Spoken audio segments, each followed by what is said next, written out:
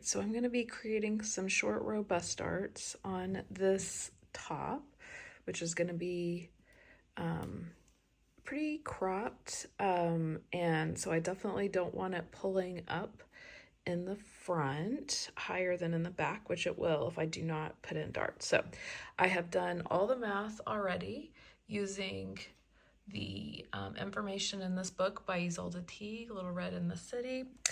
And so I've already done my math. I know that I am going to be working bust darts over the 26 stitches on each side of this, and so I have gone ahead and put in markers just to tell me where the 26 furthest stitches are.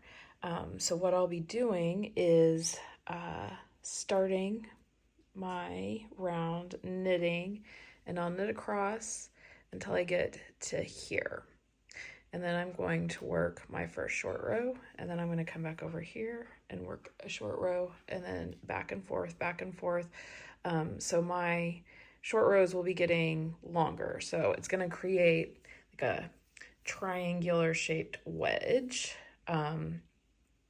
with, like, actually I'm pointing the wrong direction. Sorry, it's hard to think about how to show this, but I'm creating a triangle like this. So the center portion will keep going through all of these rows, but I won't be adding that much length on the sides. I'll be adding less and less length on each side. So I'll come back and show you in a few minutes after I have worked some of these short rows. All right, I'm back to show you my progress. So I have worked 4 short rows on each side, and I'm just putting in these markers so you can see where I worked each of those short rows. So this is where I am, and then I will need to keep eating just another 2 stitches over here to my side seam. So it's on one side, and I've done the same thing over here. And so hopefully you can see that my middle section is getting longer. And yeah, because, you know, I'm just going to be making a triangle where the point is going to end up over here. And it gets wider out towards the middle, and that's going to drop the front and give me more space that my bust needs in order for the hem ultimately to hang level. And I'm just working German short rows. Hopefully they'll be relatively invisible. This yarn has some silk content to it, so it is not the best in terms of not showing things. Like if it was fully wool, it would be fairly invisible.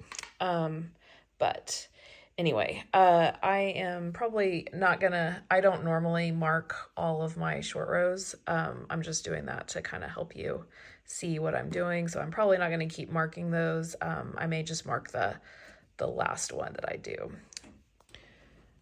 Okay, so I have finished my short rows. I have not resolved my last short row yet, but just to show you, that is how much length I've added to the center of this, and then you can see it tapers off to the edge to nothing over there. So that's the triangle of fabric that has been created, like that. And that is done on both sides. And so now I am headed across, and I will resolve my last short row over here, and then I will go back around, and I will be working in the round again from here on out. And hopefully this will make my top sit well. And just in case you've been wondering, I have blocked this, and that's what that big line is there. Yep.